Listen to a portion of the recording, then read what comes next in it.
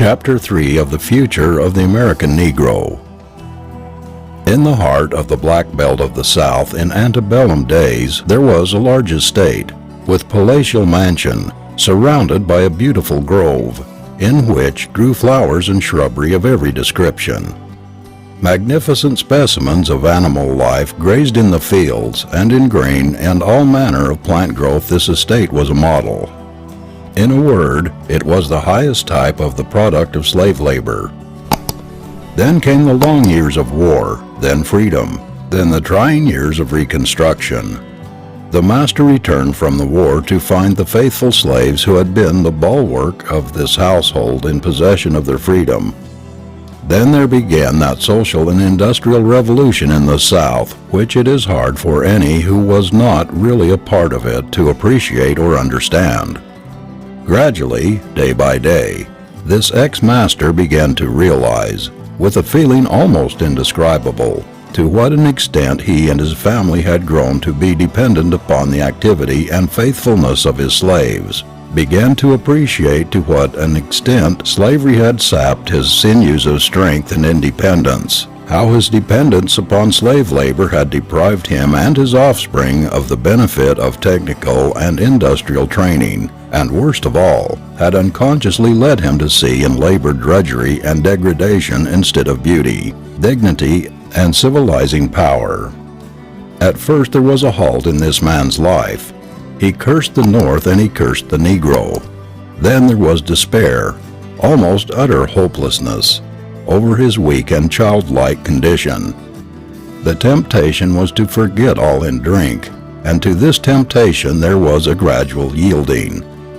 With the loss of physical vigor came the loss of mental grasp and pride in surroundings. There was the falling off of a piece of plaster from the walls of the house which was not replaced, then another and still another. Gradually the window panes began to disappear, then the doorknobs. Touches of paint and whitewash, which once helped to give life, were no more to be seen.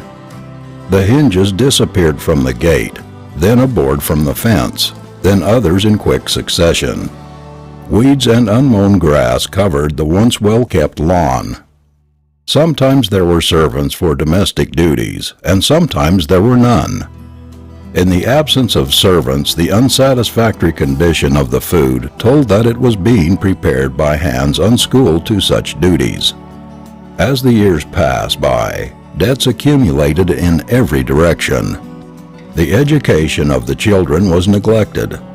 Lower and lower sank the industrial, financial, and spiritual condition of the household. For the first time the awful truth of Scripture, "Whatsoever a man soweth, that shall he also reap," seemed to dawn upon him with a reality that it is hard for mortal to appreciate. Within a few months the whole mistake of slavery seemed to have concentrated itself upon this household, and this was one of many. We have seen how the ending of slavery and the beginning of freedom produced not only a shock, but a standstill, and in many cases a collapse, that lasted several years in the life of many white men. If the sudden change thus affected the white man, should this not teach us that we should have more sympathy than has been shown in many cases with the Negro in connection with his new and changed life? That they made many mistakes, plunged into excesses, undertook responsibilities for which they were not fitted, in many cases took liberty to mean license, is not to be wondered at. It is my opinion that the next 40 years are going to show by many % a higher degree of progress in the life of the Negro along all lines that has been shown during the first 30 years of his life. Certainly, the first 30 years of the Negro's life was one of experiment, and consequently, under such conditions, he was not able to settle down to real, earnest, hard common-sense efforts to better his condition. While this was true in a great many cases, on the other hand, a large proportion of the race, even from the first, saw what was needed for their new life, and began to settle down to lead an industrious, frugal existence, and to educate their children and in every way prepare themselves for the responsibilities of American citizenship.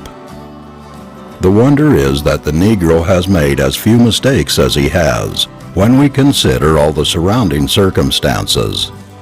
Columns of figures have been gleaned from the census reports within the last quarter of a century to show the great amount of crime committed by the Negro in excess of that committed by other races. No one will deny the fact that the proportion of crime by the present generation of Negroes is seriously large, but I believe that any other race with the Negro's history and present environment would have shown about the same criminal record. Another consideration which we must always bear in mind in considering the Negro is that he had practically no home life in slavery. That is, the mother and father did not have the responsibility, and consequently the experience, of training their own children. The matter of child training was left to the master and mistress. Consequently, it has only been within the last 30 years that the Negro parents have had the actual responsibility and experience of training their own children. That they have made some mistakes in thus training them is not to be wondered at. Many families scattered over all parts of the United States have not yet been able to bring themselves together. When the Negro parent shall have had 30 or 40 additional years in which to found homes and get experience in the training of their children, I believe that we will find that the amount of crime will be considerably less than it is now shown to be. In too large a measure, the Negro race began its development at the wrong end, simply because neither white nor black understood the case, and no wonder, for there had never been such a case in the history of the world. To show where this primary mistake has led in its evil results, I wish to produce some examples showing plainly how prone we have been to making our education formal, superficial, instead of making it meet the needs of conditions. In order to emphasize the matter more fully, I repeat, at least 80% of the colored people in the South are found in the rural districts, and they are dependent on agriculture in some form for their support. Notwithstanding that we have practically a whole race dependent upon agriculture, and notwithstanding that 30 years have passed since our freedom, aside from what has been done at Hampton and Tuskegee and one or two other institutions, but very little has been attempted by state or philanthropy in the way of educating the race in this one industry upon which its very existence depends. Boys have been taken from the farms and educated in law, theology, Hebrew and Greek, educated in everything else except the very subject that they should know most about.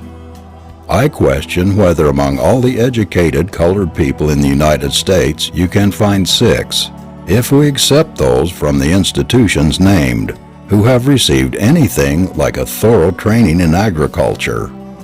It would have seemed that, since self-support, industrial independence is the first condition for lifting up any race, that education in theoretical and practical agriculture, horticulture, dairying, and stock raising should have occupied the first place in our system. Some time ago, when we decided to make tailoring a part of our training at Tuskegee Institute, I was amazed to find that it was almost impossible to find in the whole country an educated colored man who could teach the making of clothing. We could find them by the score who could teach astronomy, theology, grammar, or Latin, but almost none who could instruct in the making of clothing, something that has to be used by every one of us every day in the year. How often my heart has been made to sink as I have gone through the South and into the homes of people, and found women who could converse intelligently on Grecian history, who had studied geometry, could analyze the most complex sentences, and yet could not analyze the poorly cooked and still more poorly served cornbread and fat meat that they and their families were eating 3 times a day. It is little trouble to find girls who can locate Peking or the desert of Sahara on an artificial globe, but seldom can you find one who can locate on an actual dinner table the proper place for the carving knife and fork or the meat and vegetables. A short time ago in one of the southern cities, a colored man died who had received training as a skilled mechanic during the days of slavery. Later, by his skill and industry, he built up a great business as a house contractor and builder. In this same city there are 35,000 colored people, among them young men who have been well educated in the languages and in literature. But not a single one could be found who had been so trained in mechanical and architectural drawing that he could carry on the business which this ex-slave had built up, and so it was soon scattered to the wind. Aside from the work done in the institutions that I have mentioned, you can find almost no colored men who have been trained in the principles of architecture, notwithstanding the fact that a vast majority of our race are without homes. Here, then, are the three prime conditions for growth, for civilization: food, clothing, shelter, and yet we have been the slaves of forms and customs to such an extent that we have failed in a large measure to look matters squarely in the face and meet actual needs. It may well be asked by one who has not carefully considered the matter, what has become of all those skilled farm hands that used to be on the old plantations? Where are those wonderful cooks we hear about? Where are those exquisitely trained house servants, those cabinet makers, and the jacks of all trades that were the pride of the South? This is easily answered. They are mostly dead. The survivors are too old to work. But did they not train their children, is the natural question. Alas, the answer is no. Their skill was so commonplace to them and to their former masters that neither thought of it as being a hard-earned or desirable accomplishment. It was natural, like breathing. Their children would have it as a matter of course. What their children needed was education, so they went out into the world, the ambitious ones, and got education, and forgot the necessity of the ordinary training to live. God for 250 years, in my opinion, prepared the way for the redemption of the Negro through industrial development. First, he made the Southern white man do business with the Negro for 250 years in a way that no one else has done business with him. If a Southern white man wanted a house or a bridge built, he consulted a Negro mechanic about the plan and about the actual building of the house or bridge. If he wanted a suit of clothes or a pair of shoes made, it was to the Negro tailor or shoemaker that he talked. Secondly, every large slave population in the South was, in a limited sense, an industrial school. On these plantations there were scores of young colored men and women who were constantly being trained, not alone as common farmers, but as carpenters, blacksmiths, wheelwrights, plasterers, brick masons, engineers, bridge builders, cooks, dressmakers, housekeepers, etc. I would be the last to apologize for the curse of slavery, but I am simply stating facts. This training was crude and was given for selfish purposes, and did not answer the highest ends, because there was the absence of brain training in connection with that of the hand. Nevertheless, this business contact with the Southern white man and the industrial training received on these plantations put the Negro at the close of the war into possession of all the common and skilled labor in the South. For nearly 20 years after the war, except in one or two cases, the value of the industrial training given by the Negro's former masters on the plantations and elsewhere was overlooked. Negro men and women were educated in literature, mathematics, and the sciences, with no thought of what had taken place on these plantations for 2.5 centuries.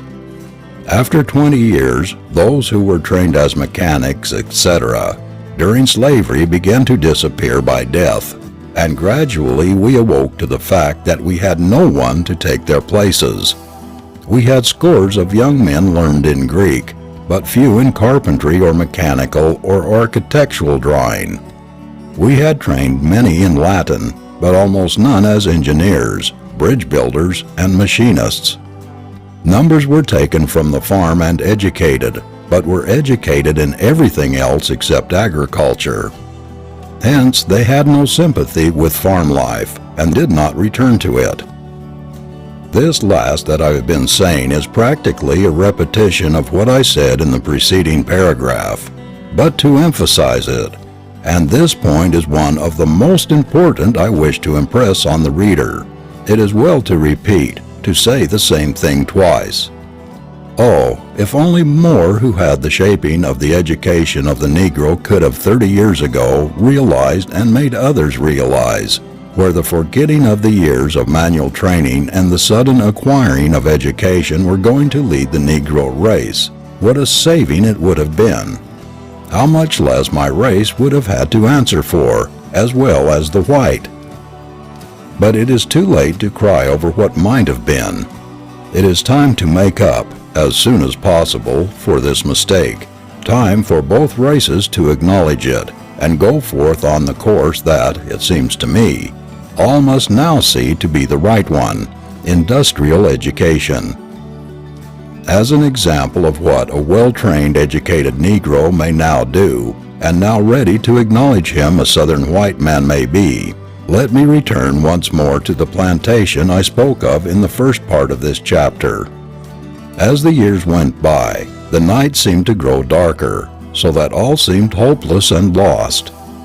At this point, relief and strength came from an unexpected source. This Southern's white man's idea of Negro education that had been that it merely meant a parrot-like absorption of Anglo-Saxon civilization, with a special tendency to imitate the weaker elements of the white man's character, that it meant merely the high hat, kid gloves, a showy walking cane, patent leather shoes, and all the rest of it. To this ex-master it seemed impossible that the education of the Negro could produce any other results.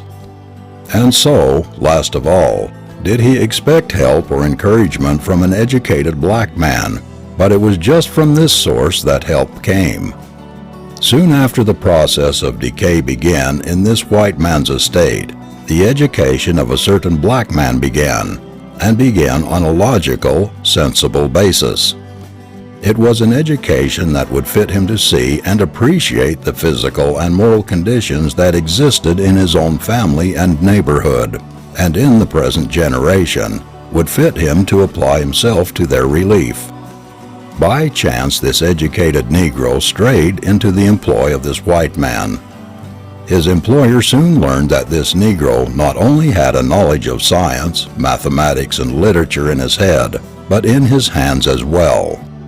This black man applied his knowledge of agricultural chemistry to the redemption of the soil, and soon the washes and gullies began to disappear, and the waste places began to bloom. New and improved machinery in a few months began to rob labor of its toil and drudgery. The animals were given systematic and kindly attention. Fences were repaired and rebuilt. Whitewash and paint were made to do duty. Everywhere order slowly began to replace confusion, hope, despair, and profits, losses. As he observed, day by day, new life and strength being imparted to every department of his property, this white son of the South began revising his own creed regarding the wisdom of educating Negroes. Hitherto his creed regarding the value of an educated Negro had been rather a plain and simple one, and read, "The only end that could be accomplished by educating a black man was to enable him to talk properly to a mule, and the Negro's education did great justice to the mule, since the language tended to confuse him and make him bulky." We need not continue the story, except to add that today the grasp of the hand of this ex-slaveholder, and the listening to his hearty words of gratitude and commendation for the education of the Negro, are enough to compensate those who have given and those who have worked and sacrificed for the elevation of my people through all of these years. If we are patient, wise, unselfish, and courageous, such examples will multiply as the years go by. Before closing this chapter, which I think has clearly shown that there is at present a very distinct lack of industrial training in the South among the Negroes, I wish to say a few words in regard to certain objections, or rather misunderstandings, which have from time to time arisen in regard to the matter. Many have had the thought that industrial training was meant to make the Negro work, much as he worked during the days of slavery. This is far from my idea of it. If this training has any value for the Negro, as it has for the white man, it consists in teaching the Negro how rather not to work, but how to make the forces of nature, air, water, horsepower, steam, and electric power work for him, how to lift labor up out of toil and drudgery into that which is dignified and beautiful. The Negro in the South works, and he works hard, but his lack of skill, coupled with ignorance, causes him too often to do his work in the most costly and shiftless manner, and this has kept him near the bottom of the ladder in the business world. I repeat that industrial education teaches the Negro how to not drudge in his work. Let him who doubts this contrast the Negro in the South toiling through a field of oats with an old-fashioned reaper with the white man on a modern farm in the West, sitting upon a modern harvester, behind two spirited horses, with an umbrella over him, using a machine that cuts and binds the oats at the same time, doing 4 times as much work as the black man with 1/2 the labor. Let us give the black man so much skill and brains that he can cut oats like the white man, then he can compete with him. The Negro works in cotton and has no trouble so long as his labor is confined to the lower forms of work, the planting, the picking, and the ginning. But when the Negro attempts to follow the bale of cotton up through the higher stages, through the mill where it is made into finer fabrics, where the larger profit appears, he is told that he is not wanted. The Negro can work in wood and iron, and no one objects so long as he confines his work to the felling of trees and sawing of boards, to the digging of iron ore and making of pig iron. But when the Negro attempts to follow his tree into the factory where it is made into desks and chairs and railway coaches, or when he attempts to follow the pig iron into the factory where it is made into knife blades and watch springs, the Negro's trouble begins. And what is the objection? Simply that the Negro lacks the skill, coupled with brains, necessary to compete with the white man, or that, when white men refuse to work with colored men, enough skilled and educated colored men cannot be found able to superintend and man every part of any one large industry, and hence, for these reasons, they are constantly being barred out. The Negro must become, in a larger measure, an intelligent producer as well as a consumer. There should be a more vital and practical connection between the Negro's educated brain and his opportunity of earning his daily living. A very weak argument often used against pushing industrial training for the Negro is that the Southern white man favors it, and therefore it is not best for the Negro. Although I was born a slave, I am thankful that I am able so far to rid myself of prejudice as to be able to accept a good thing, whether it comes from a black man or a white man, a Southern man or a Northern man. Industrial education will not only help the Negro directly in the matter of industrial development, but also in bringing about more satisfactory relations between him and the Southern white man. For the sake of the Negro and the Southern white man, there are many things in the nation of the two races that must soon be changed.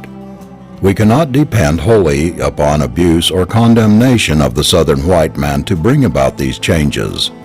Each race must be educated to see matters in a broad, high, generous, Christian spirit. We must bring the two races together, not estrange them.